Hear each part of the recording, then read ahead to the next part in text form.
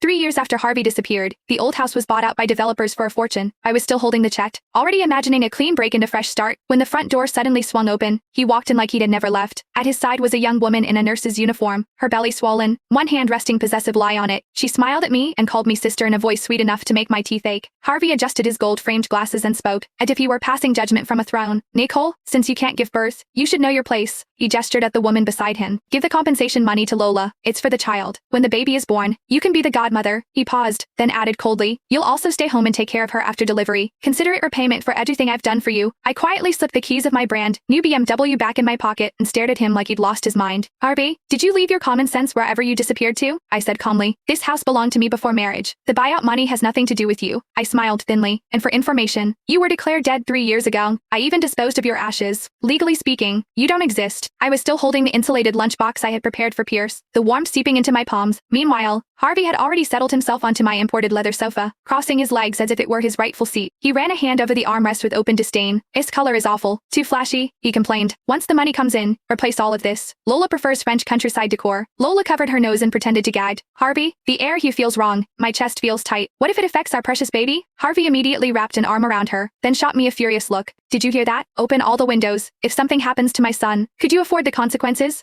I laughed softly and slammed the thermos onto the table. Afford it? I scoffed. You think you're worth that much? I went into the bedroom, pulled out a folder, and tossed it straight at his face. Read carefully. This is the paperwork from canceling your death certificate. 3 years ago, you ran off because of gambling debts. People were hunting you down. As your legal wife at the time, I cleaned up the disaster you left behind. Harvey picked up the papers, his face darkening by the second. He ripped them to shreds, paper fluttering everywhere. Nicole, you poisonous woman, he shouted, cursing me while I was still alive. I was only hiding for a few years, he continued, voice rising. I did it for this family. He jabbed a finger toward me. And you while I was gone. Did you find yourself another man? His expression grew more self-righteous with every word. Who's this Pierce? The guard downstairs mentioned him. Your little lover? He sneered. So you've been wasting my money on another man. Now that I'm back, I'm in charge. Hand over the bank card with the buyout funds immediately. That money will help me restart my life. Refuse? And I'll leave you with nothing. Lola chimed in, her tone dripping with mock sympathy. Sister, don't be so stubborn. A man is a woman's guide. No matter what he does, once he comes home, you should welcome him properly. She glanced at my stomach with a smirk, especially now that Harvey has a child. A woman who can't bear children should know how grateful she ought to be. Watching them perform together made my stomach churn, and yeah, I almost felt amused. 3 years ago, Harvey had sold off everything we owned to feed his gambling addiction. When the debt collectors came, he disappeared overnight. They splashed paint on my door. They threatened me daily. I sold my jewelry and worked endlessly to pay off what he owed. I cared for his bedridden father